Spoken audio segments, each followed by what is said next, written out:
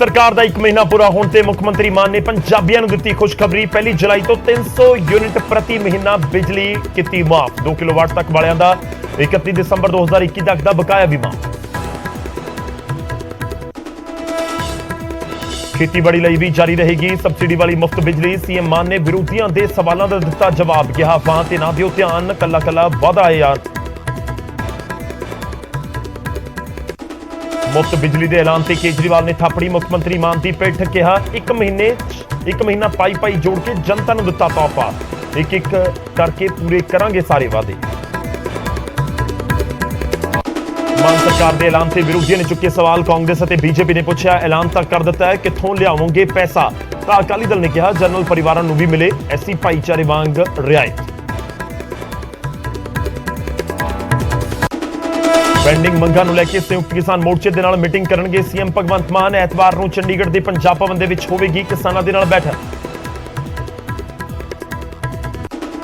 DPCC प्रधान बनन तो बाद लगातार पार्टी लीडरां नूं मिल रहे राजा वड़िंग। जलंधर दे विच अवतार हैनरी अते बाबा हैनरी नाल कीती मुलाकात।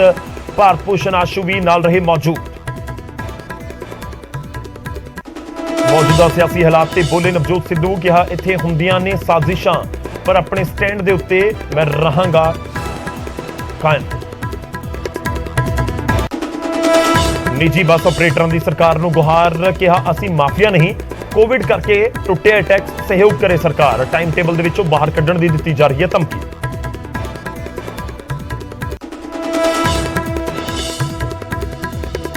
आम आदमी पार्टी के बयान से मुख्यमंत्री जयराम ठाकुर ने दिता जवाब। कि आम आदमी पार्टी नूं साडा मार्गदर्शन करने की जरूरत नहीं, साडे मुफ्त बिजली वाले फैसले नाल हिल गई आ।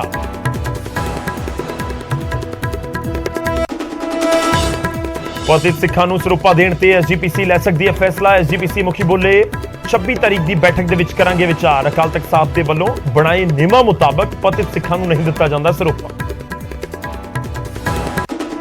पंजाब दे विच फिर वड्डा प्रशासनिक फेरबदल। 32 आईएएस अफसरां दे तबादले। सिक्ख्या विभाग तो हटा के वाटर सप्लाई विभाग भेजे गए कृष्ण कुमार। जसप्रीत तलवार नूं हायर एजुकेशन का जिम्मा।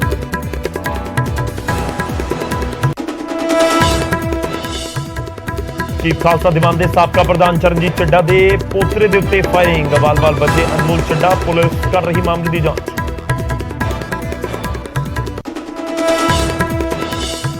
लैंदे पंजाब की विधान सभा दे विच जबरदस्त हंगामा। आपस दे विच भिड़े विधायक। इमरान की पार्टी पीटीआई के आगुआं ते डिप्टी स्पीकर दे नाल कुटमार दे इल्जाम।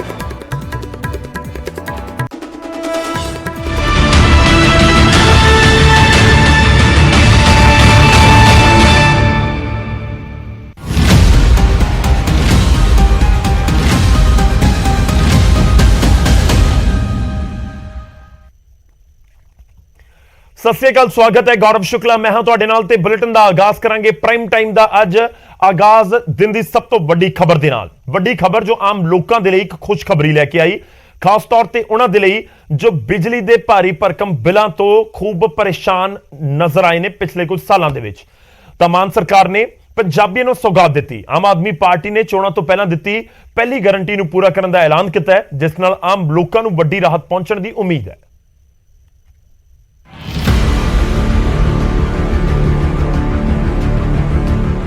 महंगाई के दौर च 16 अप्रैल 2022 पंजाबियों लिए खुशखबरी लैके आया है। खुशखबरी जेड़ी जेबां नूं राहत देवेगी। जी हाँ, मान सरकार ने पहली गारंटी पूरी करने का ऐलान कर दिता है। पंजाबियों नूं 1 जुलाई 2022 तो 300 यूनिट प्रति महीना मुफ्त बिजली छूट दी जाएगी। पाप के 2 महीनों बाद आने वाले बिजली बिलों च 600 यूनिटां तक बिल जीरो आवेगा। हालांकि जनरल कैटेगरी नाल संबंधित ग्राहकों नूं 600 यूनिट तो उपर यूनिट खपत करन ते पूरा बिल अदा करना होगा। अज सब तो वड्डी खुशखबरी जिहड़ी मैं पंजाबियों नूं देण लग्या कि 1 जुलाई 2022 तो, जी हाँ 1 जुलाई 2022 तो पंजाब दे हर परिवार नूं 300 यूनिट पर मंथ, यानी कि 300 यूनिट 1 महीने की फ्री बिजली मिलूगी तो 2 महीने का 600 यूनिट हो गया। ਜਿਹੜੇ ਐਸਸੀ ਪਰਿਵਾਰ ਨੇ, ਬੀਸੀ ਪਰਿਵਾਰ ਨੇ, ਬੀਪੀਐਲ ਪਰਿਵਾਰ ਨੇ ਜਾਂ ਫਰੀडम फाइटर ने, ਉਹਨਾਂ ਨੂੰ ਪਹਿਲਾਂ 200 यूनिट ਜਿਹੜਾ ਉਹ ਫ੍ਰੀ ਮਿਲਦੇ ਸੀ, ਹੁਣ ਉਹਨਾਂ ਨੂੰ ਵੀ 300 ਯੂਨਿਟ ਪਰ ਮੰਥ ਬਿਜਲੀ ਮਿਲੂਗੀ। ਜੇ ਉਹ 2 ਮਹੀਨਿਆਂ ਦੇ ਵਿੱਚ 600 ਤੋਂ ਉੱਪਰ ਬਿਜਲੀ ਇਸਤੇਮਾਲ ਕਰਦੇ ਨੇ, ਫਰਜ਼ ਕਰ ਲਓ 640 ਯੂਨਿਟ ਉਹਨਾਂ ਦੀ 2 ਮਹੀਨਿਆਂ ਦੇ ਵਿੱਚ ਬਿਜਲੀ ਇਸਤੇਮਾਲ ਹੋਗੀ ਜਾਂ 645 ਯੂਨਿਟ ਇਸਤੇਮਾਲ ਹੋਗੀ, ਤਾਂ ਉਹਨਾਂ ਨੂੰ ਸਿਰਫ 40 ਜਾਂ 45 600 ਤੋਂ ਉੱਪਰ ਜਿੰਨੇ ਵੀ ਨੇ ਉਹਨਾਂ ਦਾ ਹੀ ਬਿੱਲ ਦੇਣਾ ਪਊ। ਮੁੱਖ ਮੰਤਰੀ ਭਗਵੰਤ ਮਾਨ ਨੇ ਪਿਛਲੇ ਖੜੇ ਬਕਾਇਆਂ ਨੂੰ ਵੀ ਮੁਆਫ ਕਰ ਦਿੱਤਾ ਹੈ। ਮੁੱਖ ਮੰਤਰੀ ਮਾਨ ਨੇ ਕਿਹਾ ਹੈ ਕਿ 2 ਕਿਲੋਵਾਟ ਤੱਕ ਖਪਤਕਾਰਾਂ ਦੇ 31 ਦਸੰਬਰ 2021 ਤੱਕ ਦੇ ਸਾਰੇ ਖੜੇ ਬਕਾਏ ਮੁਆਫ ਕੀਤੇ ਜਾਣਗੇ। ਇੱਕ ਹੋਰ ਬਹੁਤ ਵੱਡੀ ਖੁਸ਼ਖਬਰੀ ਹੈ, ਜਿਨ੍ਹਾਂ ਪਰਿਵਾਰਾਂ ਕੋਲ 2 ਕਿਲੋਵਾਟ ਦਾ ਲੋਡ ਹੈ ਬਿਜਲੀ ਦਾ, ਉਹਨਾਂ ਸਾਰੇ ਪਰਿਵਾਰਾਂ ਦਾ 31 ਦਸੰਬਰ 2021 ਤੱਕ ਦਾ ਪੁਰਾਣਾ ਸਾਰਾ ਬਕਾਇਆ ਬਿੱਲ ਜਿਹੜਾ ਹੈ ਉਹ ਪੰਜਾਬ ਸਰਕਾਰ ਮਾਫ ਕਰਦੀ ਹੈ। ਤੇ ਬਾਕੀ ਜਿਹੜੇ ਸਰਦੇਪੁਰ ਦੇ ਪਰਿਵਾਰ ਨੇ ਉਹਨਾਂ ਨੂੰ ਬੇਨਤੀ ਮੈਂ ਕਰਦਾ, 600 ਯੂਨਿਟ ਉਹਨਾਂ ਨੂੰ ਵੀ ਮਿਲੂਗਾ, ਪਰ ਉਹ ਜੇ ਬਿਜਲੀ ਬਚਾ ਲੈਣ ਤਾਂ ਉਹਨਾਂ ਨੂੰ ਵੀ 600 ਯੂਨਿਟ ਤੋਂ ਉੱਪਰ ਜੇ ਨਹੀਂ ਬਿਜਲੀ ਇਸਤੇਮਾਲ ਹੁੰਦੀ ਤਾਂ ਕੋਈ ਬਿੱਲ ਨਹੀਂ ਆਊਗਾ, ਪਰ ਜੇ ਉਹ 600 ਯੂਨਿਟ ਤੋਂ ਵੱਧ ਇਸਤੇਮਾਲ ਕਰਨਗੇ ਤਾਂ ਫਿਰ ਪੂਰਾ ਬਿੱਲ ਆਊਗਾ। ਸੀਐਮ ਮਾਨ ਨੇ ਪਿਛਲੇ ਕੁਝ ਦਿਨਾਂ ਤੋਂ ਉੱਠ ਰਹੀਆਂ ਅਫਵਾਹਾਂ ਤੇ ਵੀ ਵਿਰਾਮ ਲਾ ਦਿੱਤਾ ਹੈ, ਜਿਸ 'ਚ ਕਿਹਾ ਜਾ ਰਿਹਾ ਸੀ ਕਿ ਪੰਜਾਬ ਸਰਕਾਰ ਕਿਸਾਨਾਂ ਨੂੰ ਮਿਲਦੀ ਮੁਫਤ ਬਿਜਲੀ ਸਬਸਿਡੀ ਬੰਦ ਕਰਨ ਜਾ ਰਹੀ ਹੈ। ਇਸ ਦੇ ਨਾਲ ਹੀ ਮੁੱਖ ਮੰਤਰੀ ਨੇ ਇੰਡਸਟਰੀਅਲ ਖੇਤਰ ਨੂੰ ਵੀ ਰਾਹ ਦਿੱਤੀ ਹੈ। ਜਿਹੜੀ ਕਿਸਾਨਾਂ ਨੂੰ ਖੇਤੀ ਵਾਸਤੇ ਬਿਜਲੀ ਮਿਲਦੀ ਹੈ ਸਬਸਿਡੀ, ਉਹ ਬਿਲਕੁਲ ਉਸੇ ਤਰ੍ਹਾਂ ਜਾਰੀ ਰਹੂਗੀ, ਤੇ ਜਿਹੜੀ ਕਮਰਸ਼ੀਅਲ ਤੇ ਉਦਯੋਗਿਕ ਇੰਡਸਟਰੀਅਲ ਤੇ ਕਮਰਸ਼ੀਅਲ ਜਿਹੜੀ ਬਿਜਲੀ ਇਸਤੇਮਾਲ ਹੁੰਦੀ ਹੈ ਉਹਦੇ ਰੇਟਾਂ 'ਚ ਕੋਈ ਵਾਧਾ ਨਹੀਂ ਕੀਤਾ ਜਾਊਗਾ। ਦੱਸੀਏ ਕਿ 16 ਅਪ੍ਰੈਲ ਨੂੰ ਮਾਨ ਸਰਕਾਰ ਦਾ 1 ਮਹੀਨਾ ਪੂਰਾ ਹੋ ਗਿਆ। ਮੁੱਖ ਮੰਤਰੀ ਭਗਵੰਤ ਮਾਨ ਨੇ ਆਪਣਾ ਚੋਣ ਵਾਅਦਾ ਪੂਰਾ ਕਰਨ ਦਾ ਐਲਾਨ ਕਰ ਦਿੱਤਾ ਹੈ। Bureau report, news 18 Punjab. ਤਾਂ 1 ਜੁਲਾਈ ਤੋਂ 300 ਯੂਨਿਟ ਫ੍ਰੀ, ਮਤਲਬ ਜਿਹੜਾ ਜੁਲਾਈ ਤੋਂ ਬਾਅਦ ਬਿੱਲ ਆਏਗਾ ਤਾਂ ਉਸ ਦੇ ਵਿੱਚ ਤੁਹਾਨੂੰ ਫਾਇਦਾ ਹੋ ਸਕਦਾ ਹੈ ਜੇਕਰ ਤੁਸੀਂ ਬਿਜਲੀ ਸੋਚ ਸਮਝ ਕੇ ਇਸਤੇਮਾਲ ਕਰੋ। ਅੱਗੇ ਵਧਦੇ ਅਗਲੀ ਖਬਰ ਦਾ ਰੁਖ ਕਰਦੇ ਹਾਂ, ਇਸੇ ਦੇ ਨਾਲ ਜੁੜੀ ਹੋਈ ਹੈ। ਉਧਰ ਆਮ ਆਦਮੀ ਪਾਰਟੀ ਦੇ ਸੁਪਰੀਮੋ ਅਰਵਿੰਦ ਕੇਜਰੀਵਾਲ ਨੇ ਮੁੱਖ ਮੰਤਰੀ ਮਾਨ ਦੇ ਫੈਸਲੇ ਦੀ ਖੂਬ ਸ਼ਲਾਘਾ ਕਰਦੇ ਹੋਏ ਕਿਹਾ ਕਿ ਆਮ ਆਦਮੀ ਪਾਰਟੀ ਦੀ ਸਰਕਾਰ ਇੱਕ ਵਾਅਦਾ ਪੂਰਾ ਕਰੇਗੀ। ਨਾਲ ਹੀ ਕੇਜਰੀਵਾਲ ਨੇ ਫ੍ਰੀ ਬਿਜਲੀ ਤੇ ਸਵਾਲ ਚੁੱਕਣ ਵਾਲੇ ਵਿਰੋਧੀਆਂ ਨੂੰ ਵੀ ਜਵਾਬ ਦਿੱਤਾ। 1 जुलाई से पंजाब में भी पंजाब के लोगों को 300 यूनिट फ्री बिजली मिलनी चालू होगी। जब हमने गारंटी दी थी चुनाव के दौरान कि हम बिजली फ्री करेंगे, सारी पार्टियां कहती थी अरे खजाना खाली है, खजाना खाली है, ये हो नहीं सकता, केजरीवाल झूठ बोल रहा है, भगवंत मान झूठ बोल रहे हैं। लेकिन देखो हमने करके दिखा दिया। हम बार बार कहते थे ना कि हम जो कहते हैं वो करते हैं, तो हमने 1 ही महीना हुआ है, आम आदमी पार्टी की पंजाब सरकार ने अपना पहला वादा पूरा कर दिया, और मैं आपको यकीन दिला रहा हूं कि हम एक एक करके अपने सारे वादे पूरे करेंगे। ਤਾਂ ਕੇਜਰੀਵਾਲ ਦਾਅਵਾ ਕਰ ਰਹੇ ਨੇ ਕਿ ਇੱਕ ਕਰਕੇ ਸਾਰੇ ਵਾਅਦੇ ਪੂਰੇ ਹੋਣਗੇ ਜੋ ਚੋਣਾਂ ਤੋਂ ਪਹਿਲਾਂ ਆਮ ਆਦਮੀ ਪਾਰਟੀ ਨੇ ਕੀਤੇ ਸਨ। ਉਧਰ ਪੰਜਾਬ ਸਰਕਾਰ ਨੇ ਮੁਫਤ ਬਿਜਲੀ ਦਾ ਐਲਾਨ ਤਾਂ ਕਰ ਦਿੱਤਾ ਹੈ, ਪਰ ਮੁਫਤ ਬਿਜਲੀ ਦੇ ਲਈ ਖਪਤਕਾਰਾਂ ਨੂੰ ਕੁਝ ਸ਼ਰਤਾਂ ਵੀ ਪੂਰੀਆਂ ਕਰਨੀਆਂ ਹੋਣਗੀਆਂ। ਕਿਵੇਂ ਆਵੇਗਾ ਤੁਹਾਡਾ ਬਿੱਲ? ਜਨਰਲ ਕੈਟਾਗਰੀ ਤੇ SC BC ਭਾਈਚਾਰੇ ਦੇ ਲਈ ਬਿੱਲ ਦੀਆਂ ਕਿਹੜੀਆਂ ਸ਼ਰਤਾਂ ਨੇ? ਇਹ ਰਿਪੋਰਟ ਦੇਖੋ। ਅਸੀਂ ਬਿਜਲੀ ਬਣਾਉਨੇ ਆ, ਫਿਰ ਵੀ ਪਤਾ ਨਹੀਂ ਕਿਉਂ ਇਹੋ ਜਿਹੇ ਐਗਰੀਮੈਂਟ ਹੋਏ ਕਿ ਬਿਜਲੀ ਸਭ ਤੋਂ ਮਹਿੰਗੀ ਹੋ ਗਈ। ਲੋਕਾਂ ਦਾ ਹਿੱਸਾ ਲੋਕਾਂ ਨੂੰ ਵਾਪਸ ਵੀ ਕਰਾਂਗੇ, ਕਿਉਂਕਿ ਵਿਸਾਖੀ ਤੋਂ 2 ਦਿਨ ਬਾਅਦ ਮਾਨ ਸਰਕਾਰ ਨੇ ਲੋਕਾਂ ਨੂੰ ਤੋਹਫਾ ਦਿੱਤਾ ਹੈ। 1 ਜੁਲਾਈ ਤੋਂ ਹਰ ਘਰੇਲੂ ਖਪਤਕਾਰ ਨੂੰ 300 ਯੂਨਿਟ ਫੀ ਮਹੀਨਾ ਮੁਫਤ ਬਿਜਲੀ ਦਿੱਤੀ ਜਾਵੇਗੀ। ਮੁੱਖ ਮੰਤਰੀ ਭਗਵੰਤ ਮਾਨ ਨੇ ਪੰਜਾਬ ਸਰਕਾਰ ਦਾ 1 ਮਹੀਨਾ ਮੁਕੰਮਲ ਹੋਣ ਤੇ ਖੁਦ ਬਿਜਲੀ ਛੋਟ ਦਾ ਐਲਾਨ ਕੀਤਾ। ਪਰ ਇਸ ਮੁਫਤ ਬਿਜਲੀ ਦਾ ਮਤਲਬ ਕੀ ਹੈ? ਹੁਣ ਕਿਵੇਂ ਆਵੇਗਾ ਤੁਹਾਡਾ ਬਿੱਲ? ਆਓ ਤੁਹਾਨੂੰ ਦੱਸਦੇ ਹਾਂ। ਮੁਫਤ ਬਿਜਲੀ ਖਪਤਕਾਰਾਂ ਨੂੰ 2 ਹਿੱਸਿਆਂ ਵਿੱਚ ਵੰਡਿਆ ਗਿਆ ਹੈ, ਜਿਸ ਵਿੱਚ ਇੱਕ ਜਨਰਲ ਕੈਟਾਗਰੀ ਅਤੇ ਦੂਜੇ ਵਿੱਚ SC BC BPL ਅਤੇ ਫਰੀडम ਫਾਈਟਰ ਯਾਨੀ ਆਜ਼ਾਦੀ ਗੁਲਾਟੀਆਂ ਨੂੰ ਰੱਖਿਆ ਗਿਆ ਹੈ। ਸਰਕਾਰ ਦੇ ਐਲਾਨ ਦੇ ਮੁਤਾਬਿਕ ਮੁਫਤ ਬਿਜਲੀ ਦਾ ਹਿਸਾਬ ਕਿਤਾਬ ਕੁਝ ਇਸ ਤਰੀਕੇ ਰਹੇਗਾ। ਜਨਰਲ ਕੈਟਾਗਰੀ ਨੂੰ 600 ਯੂਨਿਟ ਤੱਕ ਕੋਈ ਵੀ ਪੈਸਾ ਨਹੀਂ ਦੇਣਾ ਹੋਵੇਗਾ, ਪਰ 600 ਯੂਨਿਟ ਤੋਂ ਇੱਕ ਵੀ ਯੂਨਿਟ ਉੱਪਰ ਹੋਈ ਤਾਂ ਫਿਰ ਪੂਰੇ ਬਿੱਲ ਦੀ ਅਦਾਇਗੀ ਕਰਨੀ ਹੋਵੇਗੀ। ਜਦਕਿ SC BC BPL ਅਤੇ ਫਰੀडम ਫਾਈਟਰ ਦੇ ਲਈ ਨੇਮ ਥੋੜੇ ਵੱਖਰੇ ਰੱਖੇ ਗਏ ਨੇ। ਉਹਨਾਂ ਨੂੰ 600 ਯੂਨਿਟ ਤੱਕ ਕੋਈ ਵੀ ਬਿੱਲ ਨਹੀਂ ਦੇਣਾ ਹੋਵੇਗਾ ਅਤੇ 600 ਯੂਨਿਟ ਤੋਂ ਉੱਪਰ ਜਿੰਨੀ ਯੂਨਿਟਾਂ ਹੋਣਗੀਆਂ ਉਹਨਾਂ ਵਾਧੂ ਯੂਨਿਟਾਂ ਦੇ ਬਿੱਲ ਦੀ ਅਦਾਇਗੀ ਕਰਨੀ ਹੋਵੇਗੀ। ਇਸ ਨੂੰ ਹੋਰ ਸੌਖਾ ਕਰਕੇ ਸਮਝਣ ਦੀ ਕੋਸ਼ਿਸ਼ ਕਰਦੇ ਹਾਂ ਕਿ ਇਸ ਐਲਾਨ ਦਾ ਤੁਹਾਡੀ ਜੇਬਾਂ ਤੇ ਕਿੰਨਾ ਅਸਰ ਪਵੇਗਾ। ਹੁਣ ਤੱਕ 2 ਕਿਲੋਵਾਟ ਤੱਕ ਦੇ ਖਪਤਕਾਰਾਂ ਦੇ ਲਈ ਪਹਿਲੀਆਂ 100 ਯੂਨਿਟਾਂ ₹3.49 ਫੀ ਯੂਨਿਟ ਦੇ ਹਿਸਾਬ ਨਾਲ ਮਿਲਦੀਆਂ ਸਨ, ਜਿਸ ਦਾ ਬਿੱਲ ਬਣਦਾ ਸੀ ₹349। 100 ਤੋਂ 300 ਯੂਨਿਟਾਂ ਦਾ ਬਿੱਲ ₹5.84 ਫੀ ਯੂਨਿਟ ਦੇ ਹਿਸਾਬ ਦੇ ਨਾਲ ਬਣਦਾ ਸੀ ₹1517 ਤੇ 300 ਯੂਨਿਟ ਤੋਂ ਉੱਪਰ ਦਾ ਬਿੱਲ ਬਣਦਾ ਸੀ ₹7.30 ਫੀ ਯੂਨਿਟ ਦੇ ਹਿਸਾਬ ਦੇ ਨਾਲ ₹1517 ਅਤੇ ਵਾਧੂ ਯੂਨਿਟਾਂ ਦਾ ਖਰਚਾ। ਹੁਣ ਤੁਹਾਡੇ ਇਹ ₹1517 ਘੱਟੋ ਘੱਟ ਬਚਣਗੇ। ਵਾਧੂ ਖਰਚਾ ₹35 ਪਰ ਕਿਲੋਵਾਟ ਹਰ ਮਹੀਨੇ ਦਾ ਵੀ ਸੀ। ਤੇ ਜੇਕਰ ਤੁਹਾਡੇ ਮੀਟਰ ਦਾ ਲੋਡ 2 ਕਿਲੋਵਾਟ ਤੋਂ 7 ਕਿਲੋਵਾਟ ਤੱਕ ਦਾ ਹੈ ਤਾਂ ਮੌਜੂਦਾ ਦੌਰ ਦੇ ਵਿੱਚ 100 ਯੂਨਿਟਾਂ ਤੱਕ ਖਰਚ ਕਰਨ ਵਾਲੇ ਨੂੰ ₹374 ਬਿੱਲ ਦੇਣਾ ਪੈਂਦਾ ਸੀ, ਜਦਕਿ 101 ਤੋਂ 300 ਯੂਨਿਟਾਂ ਦੇ ਲਈ ₹5.84 ਫੀ ਯੂਨਿਟ ਦੇ ਹਿਸਾਬ ਦੇ ਨਾਲ ਇਹ ਖਰਚਾ ਸੀ ₹1542 ਤੇ 300 ਯੂਨਿਟ ਤੋਂ ਉੱਪਰ ਕੀਤੀ ਗਈ ਖਪਤ ਦੇ ਲਈ ₹7.30 ਫੀ ਯੂਨਿਟ ਦੇ ਹਿਸਾਬ ਦੇ ਨਾਲ ਬਿਜਲੀ ਬਿੱਲ ਦੇਣਾ ਪੈਂਦਾ ਸੀ। ਹੁਣ ਘੱਟੋ ਘੱਟ ₹1542 ਦੀ ਬਚਤ ਉਹਨਾਂ ਲੋਕਾਂ ਦੇ ਲਈ ਹੋਵੇਗੀ। 7 ਕਿਲੋਵਾਟ ਤੋਂ 50 ਕਿਲੋਵਾਟ ਤੱਕ ਦੇ ਖਪਤਕਾਰਾਂ ਦੇ ਲਈ 100 ਯੂਨਿਟਾਂ ਦਾ ਖਰਚ ₹464 ਸੀ। 101 ਤੋਂ 300 ਯੂਨਿਟ ਦਾ ਖਰਚ ₹464 ਅਤੇ 1300 ਯਾਨੀ ₹1764 ਸੀ ਤੇ ਹੁਣ ₹1764 ਦੀ ਇਹ ਬਚਤ ਹੋਵੇਗੀ। ਹਾਲਾਂਕਿ 300 ਯੂਨਿਟ ਤੋਂ ਉੱਪਰ ₹7.50 ਫੀ ਯੂਨਿਟ ਦੇ ਹਿਸਾਬ ਨਾਲ ਲਈ ਜਾਂਦੇ ਸੀ, ਜਿਸ ਦੇ ਵਿੱਚ ₹1764 ਦੇ ਬਿੱਲ ਨੂੰ ਵੀ ਜੋੜਿਆ ਜਾਂਦਾ ਸੀ। ਸੋ ਲੋਕਾਂ ਦੀ ਬਚਤ ਇਸ ਹਿਸਾਬ ਦੇ ਨਾਲ ਹੁਣ ₹1764 ਤੱਕ ਰਹੇਗੀ। ਤੁਹਾਨੂੰ ਦੱਸ ਦਈਏ ਕਿ ਮਾਨ ਸਰਕਾਰ ਦੇ ਇਸ ਐਲਾਨ ਦੇ ਨਾਲ ਤਕਰੀਬਨ 61 ਲੱਖ ਘਰੇਲੂ ਖਪਤਕਾਰਾਂ ਨੂੰ ਸਿੱਧਾ ਲਾਹਾ ਮਿਲੇਗਾ, ਜਦਕਿ ਇਸ ਦੇ ਨਾਲ ਪੰਜਾਬ ਦੇ ਖਜ਼ਾਨੇ ਤੇ ਵੱਡਾ ਵਿੱਤੀ ਬੋਝ ਪੈਣ ਦਾ ਖਦਸ਼ਾ ਪ੍ਰਗਟਾਇਆ ਜਾ ਰਿਹਾ ਹੈ। Bureau report, news 18 Punjab. ਤਾਂ ਸਰਕਾਰ ਦੇ ਵੱਲੋਂ ਐਲਾਨ ਕਰ ਦਿੱਤਾ ਗਿਆ ਹੈ ਕਿ 1 ਜੁਲਾਈ ਤੋਂ ਇਹ ਸਸਤੀ ਜਾਂ ਕਹੀਏ ਕਿ ਫ੍ਰੀ ਬਿਜਲੀ ਲੋਕਾਂ ਨੂੰ ਮਿਲੇਗੀ ਸ਼ਰਤਾਂ ਦੇ ਨਾਲ। ਉਧਰ ਵਿਰੋਧੀ ਸਵਾਲ ਚੁੱਕ ਰਹੇ ਨੇ ਸਰਕਾਰ ਦੇ ਇਸ ਫੈਸਲੇ ਨੂੰ ਲੈ ਕੇ ਕਿ ਜੋ ₹3 ਯੂਨਿਟ ਬਿਜਲੀ ਸਸਤੀ ਕੀਤੀ ਗਈ ਸੀ, ਸਾਬਕਾ ਸਰਕਾਰ ਮੁੱਖ ਮੰਤਰੀ ਚੰਨੀ ਸੀ ਜਦੋਂ, ਕਿ ਉਹ ਸਹੂਲਤ ਵੀ ਜਾਰੀ ਰਹੇਗੀ, ਕਿ ਮੁਫਤ ਬਿਜਲੀ ਦੇ ਲਈ ਪੈਸੇ ਦਾ ਪ੍ਰਬੰਧ ਹੋ ਗਿਆ ਹੈ, ਕਿ 600 ਯੂਨਿਟ ਤੋਂ ਉੱਪਰਲੀਆਂ ਯੂਨਿਟ ਦਾ ਹੀ ਬਿੱਲ ਆਏਗਾ। 7 ਕਿਲੋਵਾਟ ਤੋਂ ਨੀਚੇ ਵਾਲੇ ਨੂੰ ₹3 ਸਬਸਿਡੀ ਦੇ ਕੇ ਗਏ ਸੀ ਅਸੀਂ ਲੋਕ, ਜਿਹਦੇ ਵਿੱਚ ਮੇਰਾ ਖਿਆਲ ਹੋਰ 50 ਲੱਖ ਪਰਿਵਾਰ ਹੈਗਾ। ਕੀ ਉਹ ਬਿਜਲੀ ਦੇ ਰੇਟ ਵਧਾ ਤਾਂ ਨਹੀਂ ਦਿੱਤੇ ਜਾਣਗੇ? ਮੈਨੂੰ ਸ਼ੰਕਾ ਹੈ, ਔਰ ਮੈਨੂੰ ਸ਼ੰਕਾ ਨਹੀਂ ਯਕੀਨ ਹੈ, ਕਿਉਂਕਿ ਸਾਨੂੰ ਪਤਾ ਲੱਗ ਹੀ ਜਾਂਦਾ ਹੈ, ਲੇਕਿਨ ਜਿੰਨਾ ਚਿਰ ਉਹ ਖਰੜਾ ਤਿਆਰ ਨਹੀਂ ਹੋ ਜਾਂਦਾ ਉਹਦੇ ਤੇ ਮੈਂ ਟਿੱਪਣੀ ਨਾ ਕਰਾਂ ਤਾਂ ਬਿਹਤਰ ਹੋਏਗਾ। ਇਹ ਜਿਹੜੀ ਅਸੀਂ 200 ਯੂਨਿਟ ਦੇ ਰਹੇ ਹਾਂ ਬਿਜਲੀ, 1700 ਕਰੋੜ ਰੁਪਇਆ ਸਬਸਿਡੀ ਹੈ, ਜਾਨੀ ਲਗਭਗ 4100 ਕਰੋੜ ਰੁਪਏ ਦੀ ਅਸੀਂ ਸਬਸਿਡੀ ਦਿੰਦੇ ਸੀ। 1700 ਵਾਲੀ ਦੀ ਥਾਂ ਤੇ 200 ਕਿਲੋਵਾਟ ਦੇ ਰਹੇ ਹਾਂ ਤਾਂ 1700 ਕਰੋੜ ਰੁਪਏ ਦੀ ਸਬਸਿਡੀ ਹੈ।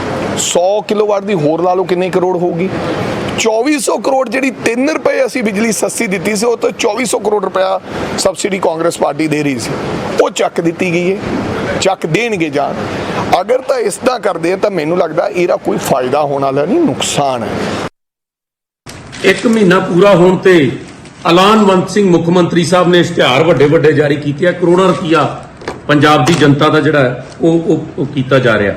ਸਭ ਤੋਂ ਪਹਿਲਾਂ ਇਹਨਾਂ ਨੇ ਕਿਹਾ ਕਿ 1 ਜੁਲਾਈ ਤੋਂ 300 ਯੂਨਿਟ ਮਾਫ ਕਰ ਦਾਂਗੇ। ਅੱਜ ਤੋਂ ਹੀ ਕਿਉਂ ਨਹੀਂ?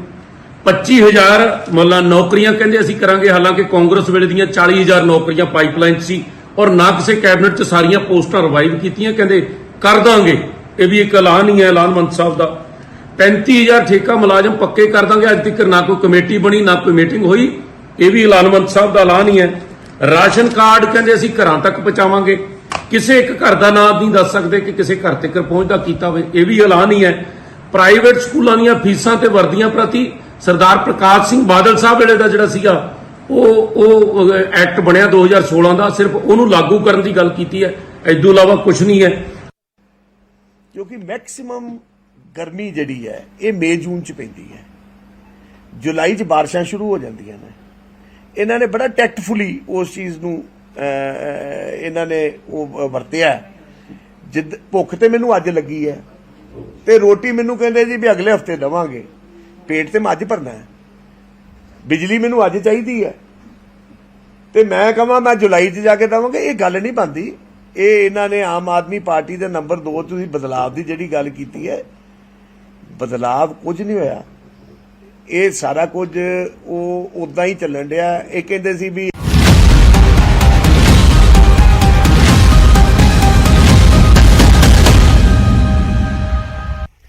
ਹੁਣ ਅੱਗੇ ਵਧਦੇ ਹਾਂ ਤੇ ਅਗਲੀ ਖਬਰ ਦਾ ਰੁਖ ਹੋਵੇਗਾ ਤੇ ਗੱਲ ਹੋਵੇਗੀ ਨਵਜੋਤ ਸਿੰਘ ਸਿੱਧੂ ਦੀ। ਬੇਸ਼ੱਕ ਪੰਜਾਬ ਕਾਂਗਰਸ ਦੇ ਨਵੇਂ ਪ੍ਰਧਾਨ ਰਾਜਾ ਵੜਿੰਗ ਬਣ ਚੁੱਕੇ ਨੇ, ਪਰ ਜ਼ਿਕਰ ਅਜੇ ਵੀ ਪੁਰਾਣੇ ਪ੍ਰਧਾਨ ਦਾ ਖੂਬ ਹੋ ਰਿਹਾ ਹੈ। ਖੈਰ, ਜਦੋਂ ਬਿਨਾਂ ਕਿਸੇ ਅਹੁਦੇ ਦੇ ਬੈਠਕਾਂ ਵੀ ਹੋਣ, ਕੁਨਬਾ ਵਧਾਉਣ ਦੀਆਂ ਕੋਸ਼ਿਸ਼ਾਂ ਵੀ ਕੀਤੀਆਂ ਜਾਣ, ਤਾਂ ਫਿਰ ਜ਼ਿਕਰ ਹੋਣਾ ਵੀ ਸੁਭਾਵਿਕ ਹੈ। ਪਰ ਅੱਜ ਜ਼ਿਕਰ ਹੋਣ ਦੀ ਇਸ ਤੋਂ ਵੀ ਵੱਡੀ ਵਜ੍ਹਾ ਹੈ ਕਿ ਸਿੱਧੂ ਨੂੰ ਆਪਣੇ ਹੀ ਖਿਲਾਫ ਸਾਜ਼ਿਸ਼ ਨਜ਼ਰ ਆ ਰਹੀ ਹੈ। ਇੱਥੇ ਤੁਹਾਨੂੰ 5 ਨੂੰ 50 ਬਣਾ ਦਿੰਦੇ ਆ ਤੇ 500 ਨੂੰ 0 ਕਰ ਦਿੰਦੇ ਆ। ਇੱਥੇ ਛੜਯੰਤਰ ਨੇ, ਇਸ ਕਰਕੇ ਚੈਲੰਜ ਵੱਡਾ ਹੈ।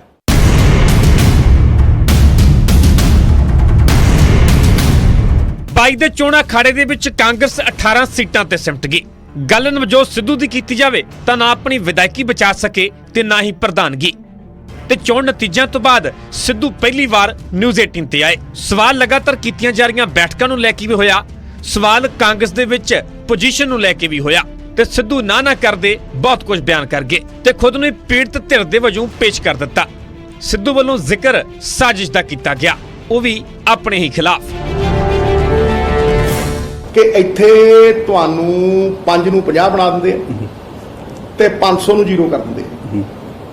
ਇੱਥੇ ਛੜਯੰਤਰ ਨੇ, ਇਸ ਕਰਕੇ ਚੈਲੰਜ ਵੱਡਾ ਹੈ। ਲੇਕਿਨ ਇਹਦੇ ਸੰਤੁਸ਼ਟੀ ਵੀ ਵੱਡੀ ਹੈ ਕਿ ਤੁਸੀਂ ਲੋਕਾਂ ਦੀ ਜ਼ਿੰਦਗੀ ਬਦਲ ਸਕਦੇ। ਛੜਯੰਤਰ ਚੋਂ ਨਿਕਲ ਪਾਓਗੇ ਬਾਹਰ? ਮੈਂ ਕਿਹਾ ਮੇਰੀ ਗੱਲ ਸੁਣੋ, ਕਿਹੜੇ ਛੜਯੰਤਰ ਇਹੋ ਜਿਹੇ ਨੇ ਜਿਨ੍ਹਾਂ ਚੋਂ ਸਿੱਧੂ ਨਹੀਂ ਨਿਕਲਿਆ? ਜਦੋਂ ਸੁਪਨਾ ਸੀਐਮ ਦੇ ਸਿੰਘਾਸਣ ਤੇ ਬੈਠਣ ਦਾ ਹੋਵੇ ਪਰ ਵਿਧਾਇਕੀ ਵੀ ਨਾ ਬਚੇ ਤੇ ਨਾ ਹੀ ਸੰਗਠਨ ਦੀ ਕੋਈ ਜ਼ਿੰਮੇਵਾਰੀ ਹੋਵੇ ਤਾਂ ਫਿਰ ਸਿਆਸੀ ਭੁੱਖ ਕੀ ਹੋਵੇਗਾ? ਇਹ ਸਵਾਲ ਹੋਣਾ ਵੀ ਸੁਭਾਵਿਕ ਹੀ ਸੀ। ਤਾਂ ਅੱਗੋਂ ਜਵਾਬ ਕੀ ਮਿਲਿਆ ਤੁਹਾਨੂੰ ਉਹ ਵੀ ਸੁਣਾ ਦਿੰਦੇ ਆ। ਨਵਜੋਤ ਸਿੰਘ ਸਿੱਧੂ ਨੇ ਸਿਆਸਤ ਛੱਡੀ ਕਰ।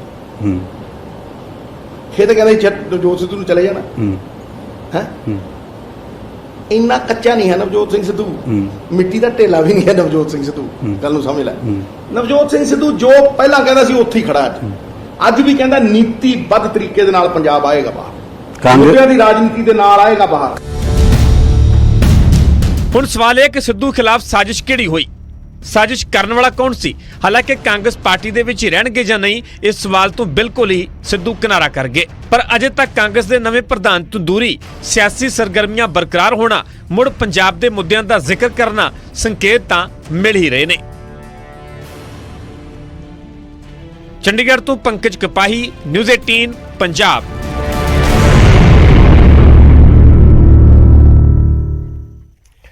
ਤਾਂ ਸਿੱਧੂ ਪ੍ਰਧਾਨ ਤਾਂ ਨਹੀਂ ਨੇ ਤੇ ਸਿੱਧੂ ਦੇ ਕੋਲ ਫਿਲਹਾਲ ਕੋਈ ਅਹੁਦਾ ਵੀ ਨਹੀਂ। ਕਾਂਗਰਸੀ ਜ਼ਰੂਰ ਨੇ, ਪਰ ਕੀ ਵਾਕਈ ਹੀ ਇਹਨਾਂ ਮੀਟਿੰਗਾਂ ਤੋਂ ਬਾਅਦ ਸਿੱਧੂ ਦੁਬਾਰਾ ਐਕਸ਼ਨ ਦੇ ਵਿੱਚ ਨਜ਼ਰ ਆਉਣਗੇ, ਖਾਸ ਤੌਰ ਤੇ ਸਿਆਸੀ ਤੌਰ ਤੇ ਜਾਂ ਕਾਂਗਰਸ ਦੇ ਵਿੱਚ ਕਿਸੇ ਵੱਡੇ ਅਹੁਦੇ ਦੇ ਨਾਲ? ਕਹਿ ਰਹੇ ਸਭ ਦੇ ਵਿਚਾਲੇ ਪੰਜਾਬ ਕਾਂਗਰਸ ਦੇ ਪ੍ਰਧਾਨ, ਨਵੇਂ ਬਣੇ ਪ੍ਰਧਾਨ ਰਾਜਾ ਵੜਿੰਗ ਦੇ ਵੱਲੋਂ ਕਾਂਗਰਸ ਦੇ ਲੀਡਰਾਂ ਦੇ ਨਾਲ ਮੁਲਾਕਾਤਾਂ ਕਰਨ ਦਾ ਸਿਲਸਿਲਾ ਜਾਰੀ ਹੈ। ਜਲੰਧਰ ਚ ਪਹੁੰਚੇ, ਯਾਨੀ ਸ਼ੁੱਕਰਵਾਰ ਨੂੰ ਮਾਝੇ ਦੇ ਵਿੱਚ ਸੀ ਤਾਂ ਫਿਰ ਸ਼ਨੀਵਾਰ ਨੂੰ ਦੁਆਬੇ ਚ ਨਜ਼ਰ ਆਏ ਰਾਜਾ ਵੜਿੰਗ। ਜਲੰਧਰ ਦੇ ਵਿੱਚ ਰਾਜਾ ਵੜਿੰਗ ਅਵਤਾਰ ਹੈਨਰੀ ਦੇ ਘਰ ਪਹੁੰਚੇ, ਜਿੱਥੇ ਉਹਨਾਂ ਅਵਤਾਰ ਹੈਨਰੀ ਤੇ ਵਿਧਾਇਕ ਬਾਵਾ ਹੈਨਰੀ ਨਾਲ ਮੁਲਾਕਾਤ ਕੀਤੀ। ਵੜਿੰਗ ਨੇ ਕਿਹਾ ਕਿ ਉਹ ਸੀਨੀਅਰ ਲੀਡਰਾਂ ਨੂੰ ਮਿਲ ਕੇ ਉਹਨਾਂ ਦਾ ਆਸ਼ੀਰਵਾਦ ਲੈ ਰਹੇ ਨੇ, ਉਹਨਾਂ ਦੇ ਵਿਚਾਰ ਜਾਣ ਰਹੇ ਨੇ। ਇਸ ਮੌਕੇ ਪੰਜਾਬ ਕਾਂਗਰਸ ਦੇ ਕਾਰਜਕਾਰੀ ਪ੍ਰਧਾਨ ਭਾਰਤ ਭੂਸ਼ਣ ਆਸ਼ੂ ਵੀ ਉਹਨਾਂ ਦੇ ਨਾਲ ਮੌਜੂਦ ਸਨ।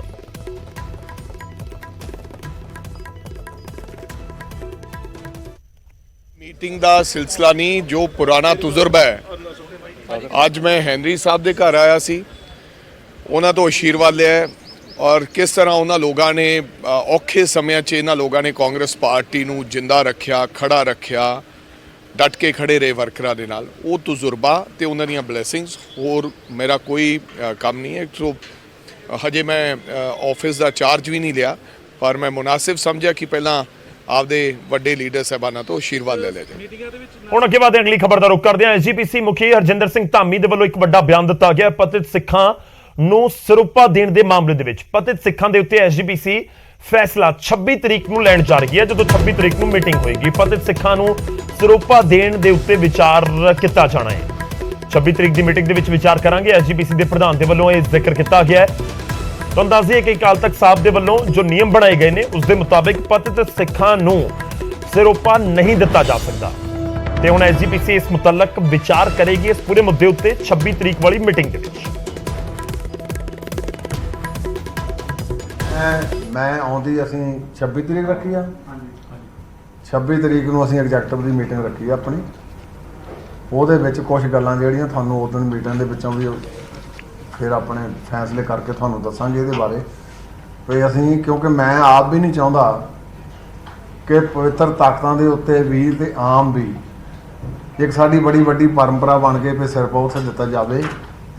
ਉਹ ਸਿਰਪਾਓ ਦੀ ਪਰੰਪਰਾ ਵਾ ਸ਼੍ਰੀ ਅਕਾਲ ਤਖ਼ਤ ਸਾਹਿਬ ਵੱਲੋਂ ਨਿਰਧਾਰਿਤ ਆ। ਦਾੜੀ ਕਟਾ ਦਾੜੀ ਰੰਗੇ ਵਾਲਾ ਪਤਾ ਤੁਹਾਨੂੰ ਨਹੀਂ ਦਿੱਤਾ ਜਾਂਦਾ, ਤੇ ਉਹਦੇ ਲਈ ਅਸੀਂ ਹੁਣ ਮੀਟਿੰਗ ਦੇ ਵਿੱਚ ਫੈਸਲਾ ਕਰਾਂਗੇ ਬੈਠ ਕੇ, ਉਸ ਫੈਸਲੇ ਮੁਤਾਬਕ ਸਾਨੂੰ ਉਦੋਂ ਉਹਨੂੰ। ਹੁਣ ਅੱਗੇ ਵਧਦੇ ਅਗਲੀ ਖਬਰ ਦਾ ਰੁਖ ਕਰਦੇ ਹਾਂ। ਨਿੱਜੀ ਬੱਸ ਆਪਰੇਟਰਾਂ ਦੇ ਨਾਮ ਦੇ ਨਾਲ ਮਾਫੀਆ ਸ਼ਬਦ ਜੋੜ ਦਿੱਤਾ ਗਿਆ ਹੈ ਤੇ ਇਲਜ਼ਾਮ ਖੁਦ ਬੱਸ ਆਪਰੇਟਰਸ ਲਗਾ ਰਹੇ ਨੇ, ਜਿਨ੍ਹਾਂ ਨੇ ਹੁਣ ਪੰਜਾਬ ਸਰਕਾਰ ਨੂੰ ਅਪੀਲ ਕੀਤੀ ਹੈ।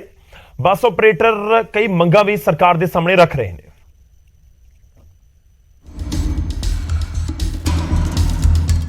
ਪੰਜਾਬ ਦੇ ਨਿੱਜੀ ਬੱਸ ਮਾਲਕ ਦੁਖੀ ਨੇ। ਮਾਮਲਾ ਟੈਕਸ ਟੁੱਟਣ ਦਾ ਵੀ ਹੈ ਅਤੇ ਆਪਣੇ ਨਾਮ ਨਾਲ ਜੁੜੇ ਮਾਫੀਆ ਸ਼ਬਦ ਦਾ ਵੀ। ਲੁਧਿਆਣਾ 'ਚ ਇਕੱਠੇ ਹੋਏ ਬੱਸ ਆਪਰੇਟਰਾਂ ਨੇ ਸਾਬਕਾ ਟਰਾਂਸਪੋਰਟ ਮੰਤਰੀ ਤੇ ਇਲਜ਼ਾਮ ਲਾਏ ਨੇ ਕਿ ਰਾਜਾ ਵੜਿੰਗ ਕਾਰਨ ਹੀ ਉਹਨਾਂ ਦੇ ਨਾਮ ਨਾਲ ਮਾਫੀਆ ਸ਼ਬਦ ਜੋੜ ਦਿੱਤਾ ਗਿਆ, ਜਿਸ ਕਾਰਨ ਹੁਣ ਉਹਨਾਂ ਨੇ ਪੰਜਾਬ ਸਰਕਾਰ ਤੋਂ ਇਹ ਸ਼ਬਦ ਹਟਾਉਣ ਦੀ ਅਪੀਲ ਕੀਤੀ ਹੈ। ਮੇਨ ਗੱਲ ਹੈ ਉਹ ਇਹ ਹੈ ਵੀ ਸਾਨੂੰ ਪਿਛਲੀ ਸਰਕਾਰ ਦੇ ਮੰਤਰੀ ਸਾਹਿਬ ਜਿਹੜੇ ਸੀਗੇ ਟਰਾਂਸਪੋਰਟ ਮਿਨਿਸਟਰ ਜੀ, ਉਹਨਾਂ ਨੇ ਸਾਨੂੰ ਮਾਫੀਆ ਵਰਡ ਸਾਡੇ ਨਾਲ ਜੋੜਤਾ, ਜਦੋਂ ਕਿ ਅਸੀਂ ਨਾਰਮਲ ਟਰਾਂਸਪੋਰਟਰਸ ਹਾਂ ਜੀ। ਜੱਦੀ ਪੁਸ਼ਤੀ ਸਾਡਾ ਕੰਮ ਹੈ, ਇਹ ਇੱਕ ਖੇਤੀਬਾੜੀ ਦਾ ਕਿੱਤਾ ਜੀ, ਦੂਜਾ ਕਿੱਤਾ ਇਹ ਹੈ ਜਿਹੜਾ ਅਸੀਂ ਕਰ ਰਹੇ ਹਾਂ। ਕੋਈ ਸਾਡਾ ਮਾਫੀਏ ਨਾਲ ਸਾਡਾ ਕੋਈ ਲੈਣ ਦੇਣ ਨਹੀਂ, ਕੋਈ ਮਸਲਾ ਨਹੀਂ ਜੀ। ਨਿੱਜੀ ਬੱਸ ਆਪਰੇਟਰਾਂ ਦਾ ਮਸਲਾ ਸਿਰਫ ਇੱਥੇ ਹੀ ਨਹੀਂ ਮੁੱਕਦਾ, ਸਗੋਂ ਪਰੇਸ਼ਾਨੀ ਟੁੱਟੇ ਹੋਏ ਟੈਕਸਾਂ ਦੀ ਵੀ ਹੈ। ਬੱਸ ਮਾਲਕਾਂ ਮੁਤਾਬਕ ਕੋਵਿਡ ਦੌਰਾਨ ਉਹਨਾਂ ਦੇ ਟੈਕਸ ਟੁੱਟੇ ਸਨ, ਜਿਸ ਕਾਰਨ ਹੁਣ ਉਹਨਾਂ ਨੂੰ ਟੈਕਸ ਨਾ ਭਰਨ ਦੀ ਸੂਰਤ 'ਚ ਟਾਈਮ ਟੇਬਲ 'ਚੋਂ ਬਾਹਰ ਕਰਨ ਦੀ ਧਮਕੀ ਦਿੱਤੀ ਜਾ ਰਹੀ ਹੈ, ਭਾਵ ਕਿ ਉਹਨਾਂ ਦੀਆਂ ਬੱਸਾਂ ਬੰਦ ਹੋਣ ਕੰਢੇ ਆ ਗਈਆਂ ਨੇ।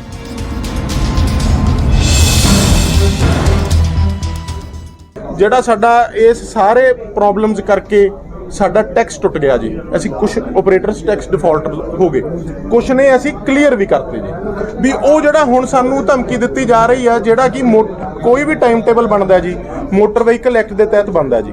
ਮੋਟਰ ਵਹੀਕਲ ਐਕਟ ਦੇ ਤਹਿਤ ਕਿਤੇ ਵੀ ਇਹ ਨਹੀਂ ਲਿਖਿਆ ਹੋਇਆ ਕਿ ਜਦੋਂ time table joint time table frame ਹੋਣਾ ਉਹਦੇ ਵਿੱਚ ਤੁਹਾਨੂੰ ਟੈਕਸ ਕਲੀਅਰੈਂਸ ਦੀ ਜ਼ਰੂਰਤ ਆ।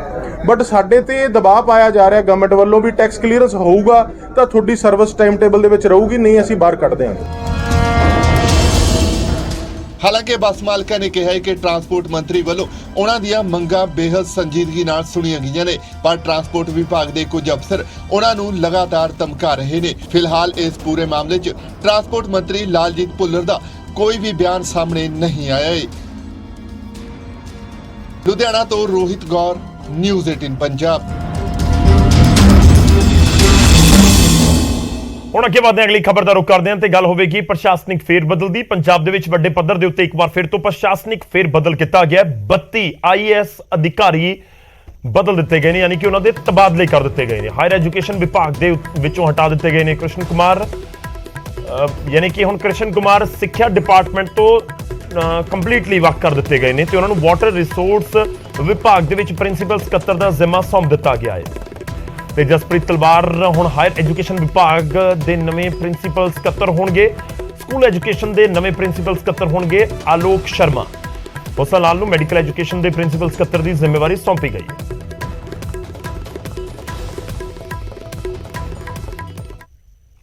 ਉਧਰ ਸੂਬੇ ਭਰ ਦੇ ਵਿੱਚ ਇਸ ਵੇਲੇ ਕਣਕ ਦੀ ਸਰਕਾਰੀ ਖਰੀਦ ਚੱਲ ਰਹੀ ਹੈ, ਪਰ ਖੰਨਾ ਦੀ ਦਾਣਾ ਮੰਡੀ ਦੇ ਵਿੱਚ ਕਣਕ ਵੇਚਣ ਆਏ ਕਿਸਾਨ ਕਾਫੀ ਪਰੇਸ਼ਾਨ ਨੇ। ਕਿਸਾਨਾਂ ਦਾ ਕਹਿਣਾ ਹੈ ਕਿ ਇੱਥੇ ਨਿੱਜੀ ਵਪਾਰੀ ਸਰਕਾਰੀ ਏਜੰਸੀਆਂ ਦੇ ਨਾਲੋਂ 3 ਗੁਣਾ ਵੱਧ ਖਰੀਦ ਕਰ ਰਹੇ ਨੇ। ਸਰਕਾਰੀ ਖਰੀਦ ਨਹੀਂ ਹੋਣ ਤੇ ਕਿਸਾਨਾਂ ਨੇ ਅਧਿਕਾਰੀਆਂ ਤੇ ਮਿਲੀਭੁਗਤ ਹੋਣ ਦੇ ਵੀ ਇਲਜ਼ਾਮ ਲਗਾਏ। ਹੁਣ ਖੰਨਾ ਮੰਡੀ ਦੇ ਵਿੱਚ 3,18,000 ਕੁਇੰਟਲ ਕਣਕ ਦੀ ਆਮਦ ਹੁਣ ਤੱਕ ਹੋ ਚੁੱਕੀ ਹੈ ਔਰ ਜਿਸ ਦੇ ਵਿੱਚੋਂ 3,16,000 ਕੁਇੰਟਲ ਦੀ ਖਰੀਦ ਹੋਈ ਹੈ। ਜਿਸ ਦੇ ਵਿੱਚੋਂ ਸਰਕਾਰੀ ਖਰੀਦ ਜੋ ਜਾਣਕਾਰੀ ਦਿੱਤੀ ਜਾ ਰਹੀ ਹੈ, ਜੋ ਇਲਜ਼ਾਮ ਲਗਾਏ ਜਾ ਰਹੇ ਨੇ ਕਿ ਮਹਿਜ਼ 70,000 ਕੁਇੰਟਲ ਹੀ ਹੋਈ ਹੈ। ਯਾਨੀ ਕਿ ਜੇ 70,000 ਕੁਇੰਟਲ ਸਰਕਾਰੀ ਖਰੀਦ ਹੋਈ ਹੈ ਤਾਂ ਬਾਕੀ ਕਰੀਬ 2.5 ਲੱਖ ਕੁਇੰਟਲ ਕਣਕ ਪ੍ਰਾਈਵੇਟ ਪਲੇਅਰਸ ਦੇ ਵੱਲੋਂ ਉੱਥੇ ਖਰੀਦੀ ਗਈ ਹੈ। ਖੰਨਾ ਏਸ਼ੀਆ ਦੀ ਸਭ ਤੋਂ ਵੱਡੀ ਅਨਾਜ ਮੰਡੀ ਹੈ ਔਰ ਬਹੁਤ ਵੱਡੀ ਗਿਣਤੀ ਦੇ ਵਿੱਚ ਇੱਥੇ ਕਿਸਾਨ ਪਹੁੰਚਦੇ ਨੇ, ਫਸਲ ਪਹੁੰਚਦੀ ਹੈ, ਪਰ ਕਿਸਾਨਾਂ ਦਾ ਇਲਜ਼ਾਮ ਹੈ ਕਿ ਸਭ ਮਿਲੀਭੁਗਤ ਦੇ ਨਾਲ ਹੋ ਰਿਹਾ। ਦੇ ਵਿੱਚ ਜਿਹੜੀ ਪਰਚੇਜ਼ ਕਰਨ ਐਕਸਪੋਰਟਰ ਨਹੀਂ ਆ ਰਿਹਾ, ਉਹਦੇ 1-2 ਰੀਜ਼ਨ ਨੇ। ਕਿਉਂਕਿ ਜਿਹੜੇ ਸਾਡੇ ਪੰਜਾਬ ਦੇ ਨਾਲ ਲੱਗਦੀਆਂ ਸਟੇਟਾਂ ਨੇ, ਉਹਨਾਂ ਸਟੇਟਾਂ ਦੇ ਵਿੱਚ ਜਿਹੜਾ ਸਾਰੀ ਮਾਰਕੀਟ ਫੀਸ ਤੇ RDF ਆ ਉਹ 1-1% ਹੈ। ਸੋ ਪੰਜਾਬ ਦੇ ਵਿੱਚ ਜਿਹੜਾ ਮਾਰਕੀਟ ਫੀਸ ਤੇ RDF 3% ਆ। ਸੋ ਵਪਾਰੀ ਇਸ ਕਰਕੇ ਨਹੀਂ ਆਉਂਦਾ, ਉਹਨੂੰ ਜਿਹੜੀ ਕਣਕ ਆ ਦੂਜੀਆਂ ਸਟੇਟਾਂ ਦੇ ਵਿੱਚ ਉਹਨੂੰ ਖਰਚਾ ਘੱਟ ਪੈਂਦਾ, ਉਹਨੂੰ ਸਸਤੀ ਪੈਂਦੀ ਆ। ਸੋ ਇਹਦੇ ਵਿੱਚ ਇਸ ਕਰਕੇ ਹੀ ਪੰਜਾਬ ਦੇ ਵੱਲ ਵਪਾਰੀ ਘੱਟ ਧਿਆਨ ਦਿੰਦਾ।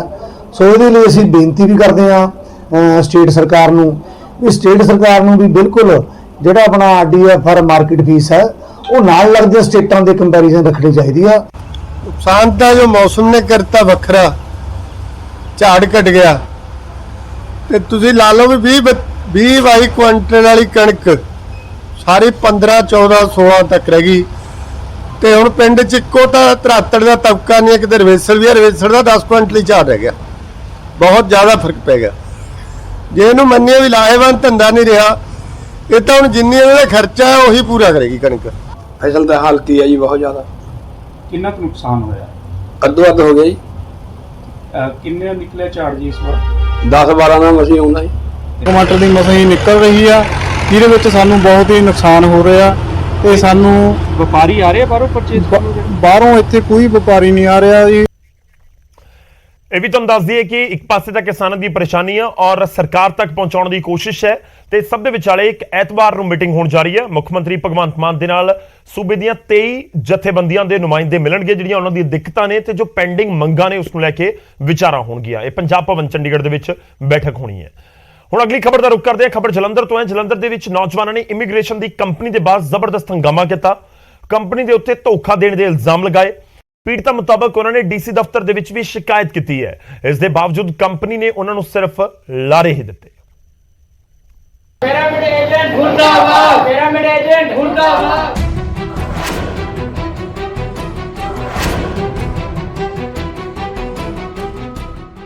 ਸੁਪਨਾ ਸੀ ਵਿਦੇਸ਼ ਜਾਣ ਦਾ, ਸ਼ਰਤਾਂ ਪੂਰੀਆਂ ਕੀਤੀਆਂ, ਆਇਲਟਸ ਵੀ ਕੀਤਾ, ਪਰ ਲਾਉਣਾ ਪੈ ਗਿਆ ਧਰਨਾ। ਤਸਵੀਰਾਂ ਜਲੰਧਰ ਦੀਆਂ ਨੇ, ਜਿੱਥੇ ਇਮੀਗ੍ਰੇਸ਼ਨ ਕੰਪਨੀ ਦੇ ਖਿਲਾਫ ਨੌਜਵਾਨਾਂ ਨੇ ਮੋਰਚਾ ਖੋਲਿਆ ਤੇ ਗੰਭੀਰ ਇਲਜ਼ਾਮ ਲਾਉਂਦਿਆਂ ਪ੍ਰਦਰਸ਼ਨ ਕੀਤਾ। ਨੌਜਵਾਨਾਂ ਮੁਤਾਬਿਕ ਤਕਰੀਬਨ 2 ਸਾਲ ਪਹਿਲਾਂ ਉਹਨਾਂ ਕੰਪਨੀ ਵਿੱਚ ਆਇਲਟਸ ਦਾ ਕੋਰਸ ਕੀਤਾ। ਕਿਸੇ ਨੂੰ ਬੈਂਡ ਮਿਲੇ ਤਾਂ ਕਿਸੇ ਨੂੰ ਨਹੀਂ। ਨੌਜਵਾਨਾਂ ਦਾ ਕਹਿਣਾ ਹੈ ਕਿ ਉਹ ਧੋਖਾਧੜੀ ਦਾ ਸ਼ਿਕਾਰ ਹੋਏ ਨੇ ਤੇ ਕੰਪਨੀ ਨੇ ਨਾ ਉਹਨਾਂ ਨੂੰ ਵਿਦੇਸ਼ ਭੇਜਿਆ ਤੇ ਨਾ ਹੀ ਪੈਸੇ ਮੋੜੇ। ਏਜੰਟਾਂ ਨੂੰ ਇਹ ਜ਼ਿਆਦਾ ਕਮਿਸ਼ਨ ਦੇ ਰਹੀ ਸੀ, ਇਸ ਲਈ ਜਿਹੜੇ 100 ਸੀਟਾਂ ਵਾਲੇ ਕੋਲੇ ਸੀ ਏਜੰਟਾਂ ਨੇ ਉਹਦੇ ਵਿੱਚ 600 ਬੱਚਾ ਜਮ੍ਹਾਂ ਕਰਵਾਇਆ ਤੇ ਇਹਦੇ ਕਰਕੇ ਓਵਰ ਐਡਮਿਸ਼ਨ ਕਰਵਾਈ ਤੇ ਦਸੰਬਰ 2020 ਵਿੱਚ IRCC ਜਿਹੜੀ ਕੈਨੇਡਾ ਦੀ ਇੱਕ ਆਰਗੇਨਾਈਜੇਸ਼ਨ ਹੈ ਜਿਹੜੀ ਵੀਜ਼ਾ ਗਰੰਟਡ ਕਰਦੀ, ਉਹਨਾਂ ਨੇ ਇਹਨਾਂ ਕੋਲੇਜਾਂ ਤੇ ਇਨਕੁਆਇਰੀ ਸ਼ੁਰੂ ਕਰਤੀ। ਇਸ ਕਰਕੇ ਜਿਸ ਸਿਸਟਮ ਬੱਚੇ ਬਣ ਗਏ, ਜਿਹੜਾ ਰਿਜ਼ਲਟ ਸਾਨੂੰ 30 ਦਿਨਾਂ ਵਿੱਚ ਆਉਣਾ ਚਾਹੀਦਾ ਸੀ, ਉਹ ਇਸ ਇਨਕੁਆਇਰੀ ਕਰਕੇ ਏਜੰਟਾਂ ਦੀ ਗਲਤੀ ਕਰਕੇ 1 ਸਾਲ ਬਾਅਦ ਆਇਆ। ਨੌਜਵਾਨਾਂ ਦੇ ਮੁਤਾਬਿਕ ਉਹਨਾਂ ਨੇ ਪੈਸੇ ਵਾਪਸ ਲੈਣ ਦੇ ਲਈ ਕਈ ਚੱਕਰ ਲਾਏ, ਇੱਕ ਤੋਂ ਬਾਅਦ ਇੱਕ ਕਈ ਗੇੜੇ ਮਾਰੇ, ਪਰ ਪੈਸੇ ਨਹੀਂ ਮਿਲੇ। ਜਿਸ ਤੋਂ ਬਾਅਦ ਪੀੜਤ ਨੇ DC ਦਫ਼ਤਰ ਦੇ ਵਿੱਚ ਸ਼ਿਕਾਇਤ ਕੀਤੀ ਤੇ DC ਨੇ ਵੀ ਕੰਪਨੀ ਨੂੰ ਪੈਸੇ ਦੇਣ ਲਈ ਕਿਹਾ, ਪਰ ਇਸ ਦੇ ਬਾਵਜੂਦ ਵੀ ਪੀੜਤਾਂ ਨੂੰ ਕੰਪਨੀ ਤੋਂ ਮਿਲਿਆ ਤਾਂ ਸਿਰਫ ਲਾਰਾ। ਅਸੀਂ ਇਹਨਾਂ ਨੂੰ ਕਿਹਾ ਸਾਡਾ ਰੀਫੰਡ ਨਹੀਂ ਆ ਰਿਹਾ, ਸਾਨੂੰ ਸਾਡੇ ਰੀਫੰਡ ਦਾ ਕੁਝ ਕਰਕੇ ਦਿਓ। ਇਹ ਕਹਿੰਦੇ ਨਹੀਂ ਰੀਫੰਡ ਆਊਗਾ, ਜੇ ਤੁਹਾਡਾ ਥੋੜੇ ਦਿਨਾਂ 'ਚ ਰੀਫੰਡ ਨਹੀਂ ਹੋਊਗਾ, 45 ਡੇਜ਼ ਦਾ ਟਾਈਮ ਪੀਰੀਅਡ ਸੀ, ਅਗਸਤ 'ਚ ਮੇਰਾ ਰਿਫਿਊਜ਼ ਆਇਆ, ਜੇ ਤੁਹਾਡਾ ਥੋੜੇ ਦਿਨਾਂ ਵਿੱਚ ਰੀਫੰਡ ਨਹੀਂ ਆਇਆ ਤਾਂ ਅਸੀਂ ਤੁਹਾਨੂੰ ਆਪਣੇ ਅਕਾਊਂਟਸ ਵਿੱਚੋਂ ਪੈਸੇ ਪਵਾ ਕੇ ਦੇਵਾਂਗੇ। ਜਦ ਕਿ ਹੁਣ ਇਹ ਇਸ ਗੱਲ ਤੋਂ ਵੀ ਮੁੱਕਰ ਰਿਹਾ ਤੇ ਕਹਿ ਰਿਹਾ ਤੁਸੀਂ DC ਕੋਲ ਗਏ ਆ, ਹੁਣ ਜੋ DC ਕਹੂਗਾ ਅਸੀਂ ਉਹੀ ਕਰਾਂਗੇ। ਕੰਪਨੀ ਦੇ ਬਾਹਰ ਹੰਗਾਮੇ ਦੀ ਸੂਚਨਾ ਪੁਲਿਸ ਨੂੰ ਵੀ ਮਿਲੀ। ਮੌਕੇ ਤੇ ਪਹੁੰਚੀ ਪੁਲਿਸ ਨੇ ਕੀ ਕਿਹਾ, ਇਹ ਵੀ ਸੁਣਦੇ ਆ। ਤੇ ਕੰਪਲੇਂਟ ਦਿੱਤੀ, ਉੱਥੇ ਤੁਸੀਂ ਜਾ ਕੇ ਆਪਣੀ ਕੰਪਲੇਂਟ ਬਾਰੇ ਪਤਾ ਕਰੋਗੇ ਤੁਹਾਡੀ ਕੰਪਲੇਂਟ ਤੇ ਕੀ ਹੋਇਆ। ਪੂਰਾ ਮਾਮਲਾ ਹੈ ਕਿ ਪੈਸੇ ਲੈਣ ਦੇਣ ਦਾ ਜਾਂ ਬਾਹਰ ਵਿਦੇਸ਼ ਭੇਜਣ ਦਾ ਮਾਮਲਾ? ਜਿੱਥੇ ਕੰਪਲੇਂਟ ਦਿੱਤੀ ਉਹ ਦੱਸਣਗੇ ਕੋਈ ਪੈਸੇ ਆਉਂਦਾ ਜਾਂ ਕੀ ਹੈ। ਹੁਣ ਆਪਣੇ ਵੱਲੋਂ ਕੋਈ ਕਾਰਵਾਈ ਵਗੈਰਾ ਕੀਤੀ ਜਾ ਰਹੀ ਹੈ? ਜਿੱਥੇ ਕੰਪਲੇਂਟ ਦਿੱਤੀ ਉਹ ਤੋਂ ਪੁੱਛਦੇ ਕੀ ਕਾਰਵਾਈ ਕੀਤੀ। ਖੈਰ ਅਸਲ ਮਾਮਲਾ ਹੈ ਕਿ ਇਹ ਤਾਂ ਪੁਲਿਸ ਦੀ ਜਾਂਚ ਤੋਂ ਬਾਅਦ ਹੀ ਸਾਹਮਣੇ ਆਵੇਗਾ, ਪਰ ਨੌਜਵਾਨਾਂ ਨੇ ਕੰਪਨੀ ਤੇ ਗੰਭੀਰ ਇਲਜ਼ਾਮ ਲਗਾਏ ਨੇ ਤੇ ਇਨਸਾਫ ਦੀ ਮੰਗ ਕੀਤੀ ਹੈ। ਜਲੰਧਰ ਤੋਂ ਸੁਰਿੰਦਰ ਕੰਬੋਜ, ਨਿਊਜ਼ 18 ਪੰਜਾਬ। ਅੱਗੇ ਵਧਦੇ ਹਾਂ ਹੁਣ ਖਬਰ ਅੰਮ੍ਰਿਤਸਰ ਤੋਂ ਲਵਾਂਗੇ, ਜਿੱਥੇ ਇੱਕ ਹੋਟਲ ਮਾਲਕ ਦੇ ਉੱਤੇ ਫਾਇਰਿੰਗ ਦਾ ਮਾਮਲਾ ਸਾਹਮਣੇ ਆਇਆ। ਹੋਟਲ ਮਾਲਕ ਅਨਮੋਲ ਚੱਡਾ ਹੈ ਜਿਸ ਦੇ ਉੱਤੇ ਫਾਇਰਿੰਗ ਹੋਈ ਹੈ। ਅਨਮੋਲ ਚੱਡਾ ਦੇ ਪਿਤਾ ਦੇ ਵੱਲੋਂ ਖੁਦਕੁਸ਼ੀ ਕੀਤੀ ਗਈ ਸੀ। ਅਨਮੋਲ ਚੱਡਾ ਚਰਨਜੀਤ ਚੱਡਾ ਦੇ ਪੋਤਰੇ ਨੇ, ਜੋ ਚੀਫ ਖਾਲਸਾ ਦੀਵਾਨ ਦੇ ਸਾਬਕਾ ਮੁਖੀ ਨੇ। ਚਰਨਜੀਤ ਚੱਡਾ ਉਹਨਾਂ ਦੇ ਪੋਤਰੇ ਨੇ। ਅਨਮੋਲ ਚੱਡਾ, ਚਰਨਜੀਤ ਚੱਡਾ ਦੀ ਇੱਕ ਵੀਡੀਓ ਵੀ ਵਾਇਰਲ ਹੋਈ ਸੀ। ਅਨਮੋਲ ਚੱਡਾ ਇਸ ਗੱਡੀ ਦੇ ਵਿੱਚ ਸਵਾਰ ਸਨ, ਜੋ ਤਸਵੀਰਾਂ ਦੇ ਵਿੱਚ ਤੁਹਾਨੂੰ ਨਜ਼ਰ ਆ ਰਹੀ ਹੈ, ਜਿਸ ਦੇ ਵਿੱਚ ਉਹਨਾਂ ਦੇ ਪਿਤਾ ਨੇ ਖੁਦਕੁਸ਼ੀ ਕੀਤੀ ਸੀ। ਉਹਦੇ ਸੰਬੰਧੀ ਇਨਵੈਸਟੀਗੇਸ਼ਨ ਕਰ ਰਹੇ ਹਾਂ। ਕਾਰਨ ਕੀ ਸਮਝਿਆ ਜਾ ਰਿਹਾ ਸਰ? ਕਾਰਨ ਦੌਰਾਨੇ ਤਫਤੀਸ਼ ਪਤਾ ਲੱਗੇਗਾ ਕੀ ਕਾਰਨ ਨੇ। ਗੋਲੀ ਕਿਹਦੇ ਉੱਪਰ ਚੱਲੀ, ਕਿਹਨਾਂ ਵੱਲੋਂ ਚਲਾਈ ਗਈ ਹੈ ਕੁਝ ਪਤਾ ਤੇ ਇਹਦੇ ਬਾਰੇ ਤਾਂ ਨਹੀਂ, ਕਿੰਨਾ ਵੱਲੋਂ Harpreet Singh Chadha son of star Inderpreet Singh Chadha Green Avenue ਇਹਨਾਂ ਤੇ ਚੱਲੀ। ਤੇ ਸਰ ਗੋਲੀ ਚੱਲੀ ਕਿੱਥੇ ਹੈ? ਹਾਂਜੀ, ਸਟਾਰਬਕ ਦੇ ਬਾਹਰ।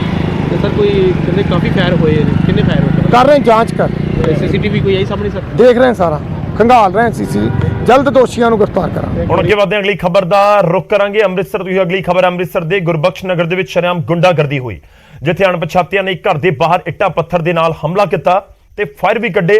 ਪੀੜਤ ਪਰਿਵਾਰ ਦਾ ਕਹਿਣਾ ਹੈ ਕਿ ਉਹਨਾਂ ਦੀ ਨੂੰਹ ਦੇ ਵੱਲੋਂ ਇਹ ਹਮਲਾ ਕਰਵਾਇਆ ਗਿਆ ਹੈ ਤੇ ਮਾਮਲੇ ਦੇ ਤਾਰ ਗੈਂਗਸਟਰਾਂ ਦੇ ਨਾਲ ਵੀ ਜੁੜ ਰਹੇ ਨੇ। ਅੰਮ੍ਰਿਤਸਰ 'ਚ ਸ਼ਰੇਆਮ ਗੁੰਡਾਗਰਦੀ, 12 ਤੋਂ 13 ਨਕਾਬਪੋਸ਼ਾਂ ਨੇ ਮਚਾਇਆ ਹੁੜਦੰਗ, ਘਰ ਦੇ ਬਾਹਰ ਪੱਥਰਾਂ ਤੇ ਕੱਢੇ ਫਾਇਰ। ਘਟਨਾ ਸੀਸੀਟੀਵੀ 'ਚ ਕੈਦ। ਇਹ ਅੰਮ੍ਰਿਤਸਰ ਦਾ ਗੁਰਬਖਸ਼ ਨਗਰ ਯਾਨੀ ਰਿਹਾਇਸ਼ੀ ਇਲਾਕਾ। ਇੱਥੇ ਅਣਪਛਾਤਿਆਂ ਨੇ ਆ ਕੇ ਜੋ ਸ਼ਰੇਆਮ ਹੁੜਦੰਗ ਮਚਾਇਆ, ਦਾਤਰ ਦੇ ਨਾਲ ਦਰਵਾਜ਼ਾ ਵੱਢ ਦਿੱਤਾ ਤੇ ਗੱਡੀਆਂ ਭੰਨ ਦਿੱਤੀਆਂ। ਸਭ ਤੋਂ ਪਹਿਲਾਂ ਸੀਸੀਟੀਵੀ ਤਸਵੀਰਾਂ ਵੇਖਦੇ ਹਾਂ, ਜਿਸ ਦੇ ਵਿੱਚ ਸਾਰੀ ਘਟਨਾ ਕੈਦ ਹੋਈ ਹੈ। 4 ਮੋਟਰਸਾਈਕਲਾਂ ਤੇ ਸਵਾਰ ਇਹ 12 ਤੋਂ 13 ਨਕਾਬਪੋਸ਼ ਆਉਂਦੇ ਨੇ ਤੇ ਪੂਰੀ ਤਿਆਰੀ ਦੇ ਨਾਲ ਆਏ ਨੌਜਵਾਨਾਂ ਦੇ ਵੱਲੋਂ ਆਉਂਦੇ ਇੱਟਾਂ ਪੱਥਰਾਂ ਦੇ ਨਾਲ ਹਮਲਾ ਕਰ ਦਿੱਤਾ ਜਾਂਦਾ ਹੈ। ਤਲਵਾਰਾਂ ਹਥਿਆਰਾਂ ਦੇ ਨਾਲ ਹਮਲੇ ਕੀਤੇ ਜਾਂਦੇ ਨੇ। ਕੋਈ ਇੱਟਾਂ ਵਰਾ ਰਿਹਾ, ਕੋਈ ਤਲਵਾਰਾਂ ਚਲਾ ਰਿਹਾ ਤੇ ਇੱਕ ਸ਼ਖਸ ਜੋ ਸਫੇਦ ਕੱਪੜਿਆਂ 'ਚ ਹੈ ਉਸ ਵੱਲੋਂ ਲਗਾਤਾਰ ਫਾਇਰ ਕੱਢੇ ਜਾ ਰਹੇ ਨੇ। ਇੱਕ ਹੋਰ ਪਿੱਛੇ ਗੱਡੀ ਦੇ ਕੋਲ ਲਾਲ ਕਮੀਜ਼ ਦੇ ਵਿੱਚ ਹਮਲਾਵਰ ਲਗਾਤਾਰ ਖੜੀ ਗੱਡੀ ਤੇ ਅਟੈਕ ਕਰ ਰਿਹਾ ਤੇ ਗੱਡੀ ਦੇ ਸਾਰੇ ਸ਼ੀਸ਼ੇ ਭੰਨ ਦਿੱਤੇ। ਕਰੀਬ 48 ਸਕਿੰਟਾਂ ਦੀ ਇਸ ਵੀਡੀਓ ਦੇ ਵਿੱਚ ਹਮਲਾਵਰ ਪੂਰਾ ਖੜਦੂ ਪਾ ਕੇ ਲਲਕਾਰੇ ਮਾਰ ਕੇ ਫਰਾਰ ਹੁੰਦੇ ਨੇ, ਪਰ ਜਾਂਦੇ ਜਾਂਦੇ ਵੀ ਕਈ ਫਾਇਰ ਕਰ ਗਏ ਤੇ ਕਈਆਂ ਦੇ ਵੱਲੋਂ ਇੱਟਾਂ ਮਾਰੀਆਂ ਗਈਆਂ। ਇੱਕ ਮੇਰੀ ਨੇ ਫੋਟੋ ਮੇਰੀ ਸੈਂਡ ਕੀਤੀ ਦੀ ਸੀ, ਉਹਦੇ ਜਿਹੜੇ ਬ੍ਰਦਰ ਨੇ ਉਹ ਕੰਮ ਕਰਦੇ ਨੇ ਪੁੱਠੇ ਸਿੱਧੇ ਜੇ, ਹੈ ਜੇਲ੍ਹ 'ਚ ਨੇ। ਉਹਨਾਂ ਜੇਲ੍ਹਾਂ 'ਚੋਂ ਵੀ ਮੈਨੂੰ ਫੋਨ ਲਾ ਕੇ ਪਹਿਲਾਂ ਵੀ ਧਮਕੀਆਂ ਲਾਈਆਂ ਕਿ ਤੈਨੂੰ ਜਾਨੋਂ ਮਾਰ ਦੇਣਾ, ਠੀਕ ਹੈ। ਤੇ ਪਹਿਲਾਂ ਵੀ ਕੰਪਲੇਂਟ ਹੋਈ ਹੈ ਤੇ ਉਹਨਾਂ ਦੇ ਗੈਂਗਸਟਰਾਂ ਨਾਲ ਲਿੰਕ ਵੀ ਹੈਗੇ ਜੀ। ਉਹਨਾਂ ਫਾਇਰ ਕੱਢੇ ਆ ਜੀ, ਇਹ ਖਤਰਾ ਹੀ ਹੈ ਤੁਹਾਡੇ ਸਾਹਮਣੇ। ਪਰਿਵਾਰ ਦਾ ਇਲਜ਼ਾਮ ਹੈ ਕਿ ਉਹਨਾਂ ਦੀ ਨੂੰਹ ਨੇ ਗੁੰਡੇ ਭੇਜ ਕੇ ਹਮਲਾ ਕਰਾਇਆ ਤੇ ਉਸਦੇ ਭਰਾ ਖੁਦ ਇਹਨਾਂ ਹਮਲਾਵਰਾਂ ਦੇ ਵਿੱਚ ਸ਼ਾਮਲ ਸਨ ਤੇ ਅੱਗੇ ਵੀ ਜੇਲ੍ਹ ਦੇ ਵਿੱਚੋਂ ਇਹਨਾਂ ਨੂੰ ਧਮਕੀਆਂ ਆਉਂਦੀਆਂ ਨੇ, ਜਿਸ ਦੇ ਗੈਂਗਸਟਰਾਂ ਦੇ ਨਾਲ ਸੰਬੰਧ ਨੇ। ਪੁਲਿਸ ਨੇ ਮੌਕੇ ਤੇ ਪਹੁੰਚ ਕੇ ਜ਼ਿੰਦਾ ਖੋਲ ਬਰਾਮਦ ਕੀਤੇ ਨੇ ਤੇ ਅੱਗੇ ਦੀ ਕਾਰਵਾਈ ਸ਼ੁਰੂ ਕਰ ਦਿੱਤੀ ਹੈ। ਦਾ ਫੈਮਿਲੀ ਡਿਸਪਿਊਟ ਆ, ਇਹਨਾਂ ਦੇ ਕਹਿਣ ਮੁਤਾਬਕ ਇਹਨਾਂ ਦੇ ਨੂੰਹ ਦੇ ਭਰਾ ਆਏ ਸੀਗੇ ਕਿ ਉਹ ਦਾਤਰ ਮਾਰ ਕੇ ਦਰਵਾਜ਼ਾ ਵੱਢ ਗਏ ਤੇ ਗੱਡੀਆਂ ਭੰਨ ਗਏ ਆ। ਹਾਂਜੀ, ਬਾਕੀ ਇਨਕੁਆਇਰੀ ਕਰ ਰਹੇ ਆ। ਸਰ ਕਿੰਨੇ ਫਾਇਰ ਕੱਢੇ ਗਏ ਆ, ਕਿੰਨੇ ਖੋਲ ਲੱਭੇ ਤੁਹਾਨੂੰ? ਜਿੰਦਾ 3 ਕਾਰਤੂਸ ਨੇ, ਇੱਕ ਖਾਲੀ। ਕੋਈ ਸੀਸੀਟੀਵੀ ਆਈ ਸਾਹਮਣੇ? ਸੀਸੀਟੀਵੀ ਵੇਖ ਰਹੇ ਆ, ਫੁਟੇਜ ਲੈ ਰਹੇ। ਇਹ ਕੋਈ ਪਹਿਲਾ ਮਾਮਲਾ ਨਹੀਂ ਜਦੋਂ ਸ਼ਰੇਆਮ ਰਿਹਾਇਸ਼ੀ ਇਲਾਕੇ 'ਚ ਗੁੰਡਾਗਰਦੀ ਹੋਵੇ। ਤਸਵੀਰਾਂ ਵੇਖ ਕੇ ਜਾਪਦਾ ਹੈ ਕਿ ਜਿਵੇਂ ਕਾਨੂੰਨ ਤੇ ਪੁਲਿਸ ਦਾ ਡਰ ਇਹਨਾਂ ਲੋਕਾਂ ਨੂੰ ਨਹੀਂ ਰਿਹਾ। ਮਸਲਾ ਖਾਸ ਤਾਂ ਵੀ ਹੈ ਕਿਉਂਕਿ ਹਮਲਾਵਰਾਂ ਦੇ ਸੰਬੰਧ ਗੈਂਗਸਟਰਾਂ ਦੇ ਨਾਲ ਦੱਸੇ ਜਾ ਰਹੇ ਨੇ।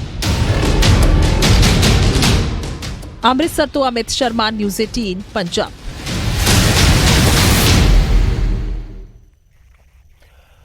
ਤਾਂ ਇਹ ਤਸਵੀਰਾਂ ਅਸੀਂ ਤੁਹਾਨੂੰ ਦਿਖਾਈਆਂ ਨੇ ਅੰਮ੍ਰਿਤਸਰ ਤੋਂ ਗੁੰਡਾਗਰਦੀ ਦੀਆਂ, ਤੇ ਕੁਝ ਅਜਿਹੀਆਂ ਹੀ ਮਿਲਦੀਆਂ ਜੁਲਦੀਆਂ ਤਸਵੀਰਾਂ ਤੁਹਾਨੂੰ ਦਿਖਾਉਂਦੇ ਹਾਂ ਪਾਕਿਸਤਾਨ ਦੀ ਪੰਜਾਬ ਵਿਧਾਨ ਸਭਾ ਦੇ ਅੰਦਰ ਦੀਆਂ। ਜ਼ਬਰਦਸਤ ਹੰਗਾਮਾ ਉੱਥੇ ਵੀ ਹੋਇਆ, ਵਿਧਾਇਕਾਂ ਵਿਚਾਲੇ ਹੱਥੋਂ ਪਾਈ ਹੋਈ ਹੈ ਤੇ ਥੱਪੜੋ ਥੱਪੜੀ ਵਿਧਾਇਕ ਆਪਸ ਦੇ ਵਿੱਚ ਹੁੰਦੇ ਹੋਏ ਨਜ਼ਰ ਆਏ। ਹਮਲੇ ਦੌਰਾਨ ਸਪੀਕਰ ਦਾ ਹੱਥ ਵੀ ਟੁੱਟ ਗਿਆ, ਡਿਪਟੀ ਸਪੀਕਰ ਦੇ ਉੱਤੇ ਹਮਲਾ ਕਰ ਦਿੱਤਾ ਗਿਆ। ਡਿਪਟੀ ਸਪੀਕਰ ਮੁਹੰਮਦ ਮਜਰੀ ਨੂੰ ਸੱਟਾਂ ਲੱਗੀਆਂ ਨੇ। ਪੀਟੀਆਈ ਦੇ ਐਮਐਲਏਸ ਦੇ ਉੱਤੇ ਹਮਲੇ ਦਾ ਇਲਜ਼ਾਮ ਲੱਗਿਆ। ਕੁੱਟਮਾਰ ਦੌਰਾਨ ਇੱਕ ਦੂਜੇ ਤੇ ਖਾਣਾ ਤੱਕ ਸੁੱਟਿਆ ਗਿਆ। ਨਵੇਂ ਮੁੱਖ ਮੰਤਰੀ ਦੀ ਚੋਣ ਵੇਲੇ ਪੂਰਾ ਹੰਗਾਮਾ ਹੋਇਆ। ਪ੍ਰਧਾਨ ਮੰਤਰੀ ਸ਼ਾਹਬਾਜ਼ ਸ਼ਰੀਫ ਦੇ ਬੇਟੇ ਹਮਜ਼ਾ ਸ਼ਾਹਬਾਜ਼ ਸ਼ਰੀਫ ਮੁੱਖ ਮੰਤਰੀ ਬਣੇ ਨੇ। ਪਾਕਿਸਤਾਨ ਵਾਲੇ ਪਾਸੇ ਪੰਜਾਬ ਦੇ ਪੂਰੇ ਘਟਨਾਕ੍ਰਮ ਤੋਂ ਬਾਅਦ ਪੀਟੀਆਈ ਦੇ 3 ਵਿਧਾਇਕ ਗ੍ਰਿਫਤਾਰ ਵੀ ਕਰ ਲਏ ਗਏ।